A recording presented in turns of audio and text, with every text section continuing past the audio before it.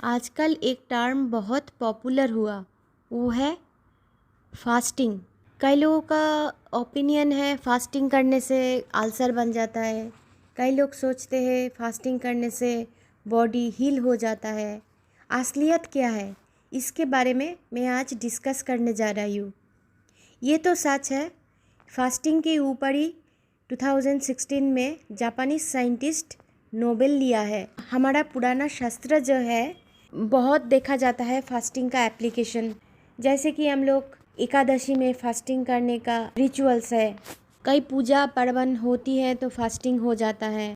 तो फास्टिंग हमारा संस्कृति के साथ जुड़ा हुआ है। तो चलिए फास्टिंग के बारे में डिस्कस करते हैं। डॉक्टर पेल्स का जो बुक है फास्टिंग लाइक अ गर्ल, इसी बुक का मुताबिक फास्टिंग 6 तरह का होती है। फास्ट क्या है? इंटरमिटेंट फास्टिंग, जिसका नाम सब लोग सुने हैं। उसमें बोला जाता है 13 to 15 आवर्स तक दिन में एक बार गैप होना चाहिए बिटवीन 2 मील्स। तो इसको इंटरमिटेंट फास्टिंग बोला जाता है। इंटरमिटेंट फास्टिंग तो बहुत ही इजी है। आप 12 घंटा तो ऐसे ही रह सकते हो, क्योंकि रात को 8 बजे डिनर कर लो, फिर सुबह 8 बजे के बाद ब्रेकफास्ट कर लो, तो 12 घंटा तो ऐसे ही बन जाता है। फिर आप थोड़ा सा डिले करोगे, 10 बजे करोगे, तो उसको और थोड़ा हिला के 12 बजे आप लंच ही कर लो, ब्रेकफास्ट स्किप कर दो, तो आपका इंटरमिटेंट फास्टिंग हो जाती है। बहुत ही इजी है, इतना दिक्कत वाली कुछ नहीं है। नेक्स्ट आता है ऑटोफेजी फास्टिंग, जिसके ऊपर नोबेल लिया है जापानीज साइंटिस्ट। उसमें बोला जाता है 18 आवर्स टू 72 आवर्स तक फास्टिंग हो सकता है। डॉक्टर डेल ब्रैडिसन बोल रहे हैं ऐसे ऑटोफेजी फास्टिंग आप करोगे तो अल्जाइमर का अंत हो सकता है। ऐसे उन्होंने 7 चीज़ बताए हैं, इसके अंदर ऑटोफेजी फास्टिंग भी है, उससे अल्जाइमर क्योर हो जाती है, ऐसे उनका ओपिनियन है।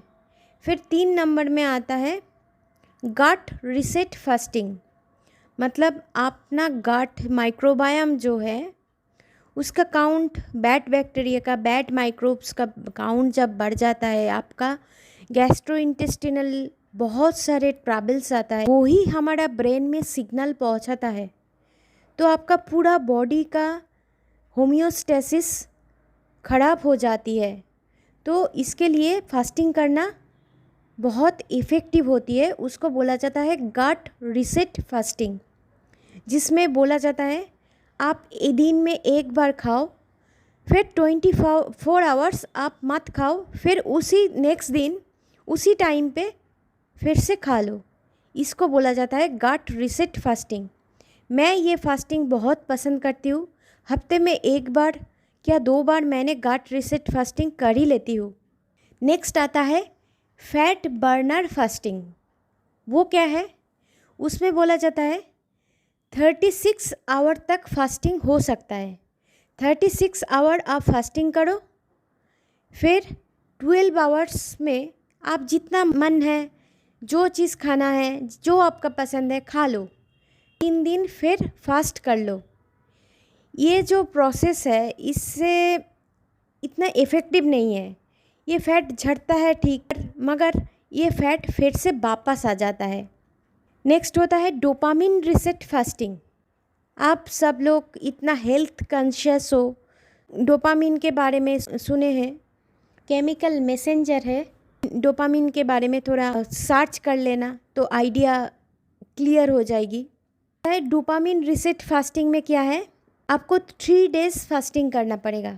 इसमें क्या होता है, जो डोपामिन सैचुरेशन हो जाता है जनरली पॉपुलेशन को, आजकल तो लोग ओवर ईट करते हैं।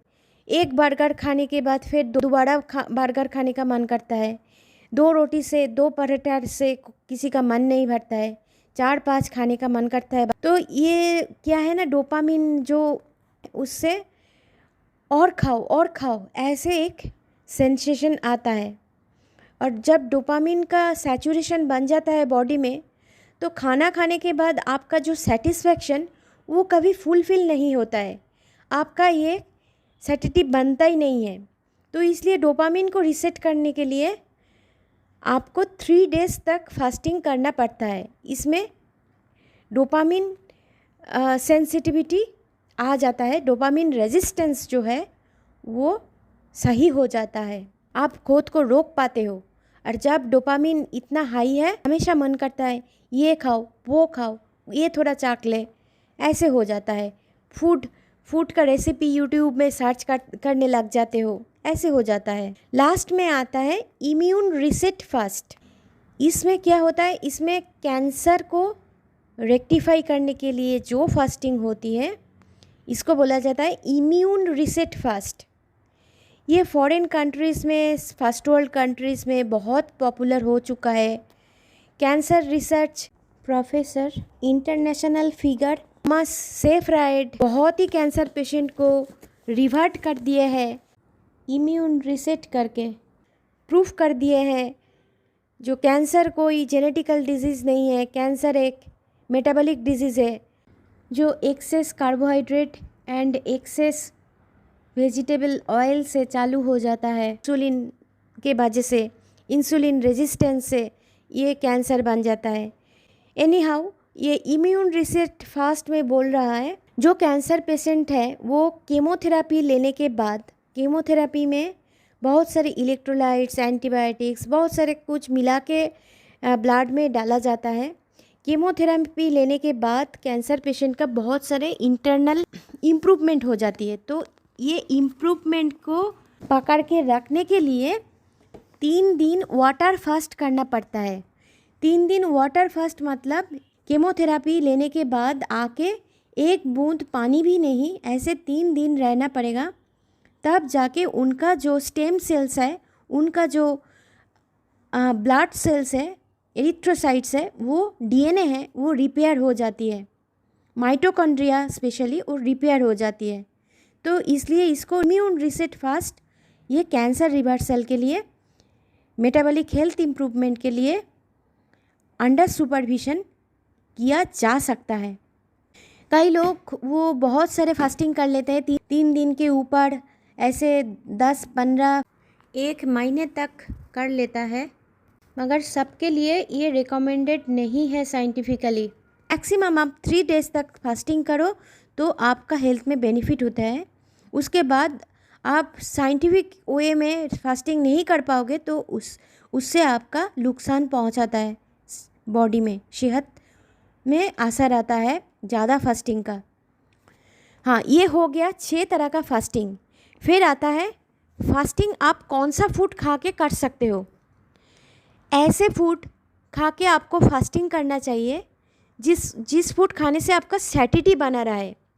वो क्या हो सकता है, वो हो सकता है one and only saturated fats.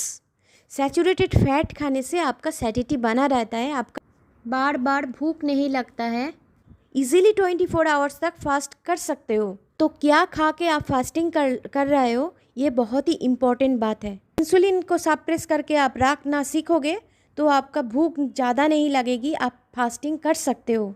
तो ये पॉइंट बहुत ही इम्पोर्टेंट है, आप क्या खा के फास्टिंग करने जा रहे हो। इसी लिस्ट के अंदर जिसमें सैचुरेटेड फैट ज़्यादा है वो सब इंक्लूड हो जाती है, जैसे कि mutton, fatty fish, eggs, butter, coconut oil, ghee, full cream milk, cheese. और एक बात मैंने याद दिला देना चाहती हूँ, वो है फास्टिंग करने के साथ साथ आपका बॉडी का स्टोर्ड फैट झड़ जाता है, उसके साथ साथ इलेक्ट्रोलाइट्स झड़ता है। फास्टिंग करते वक्त इलेक्ट्रोलाइट्स लेना ज़रूरी है, जैसे कि पानी में नमक डाल के पियो, फैट सॉल्युबल विटामिन्स का सप्लीमेंट लेनी चाहिए, विटामिन बी कॉम्प्लेक्स का सप्लीमेंट लेनी चाहिए। तो आपका कोई वीकनेस नहीं आएगी, आपका मसल प्रोटेक्टेड रहता है।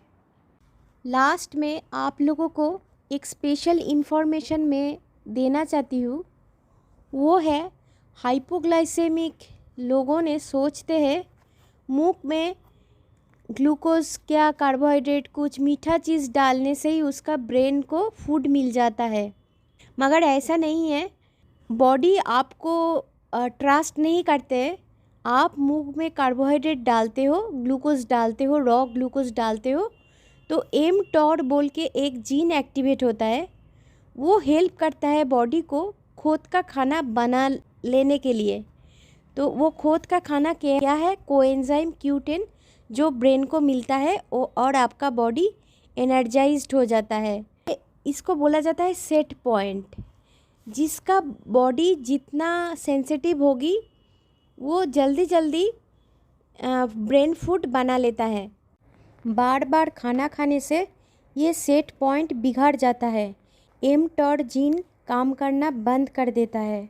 आप जितना फास्टिंग करते करते सेट पॉइंट को डिले करोगे तो आपका डेथ भी डिले होते जाएगा, आपका लॉन्जिविटी बढ़ जाएगी। प्लीज़ आप लोगों को लगे मेरा कंटेंट आपका हेल्थ का इम्प्रूव कर रहा है तो कमेंट कीजिए, लाइक कीजिए, हर बार भूलना मत, और शेयर भी कीजिए। Thank you.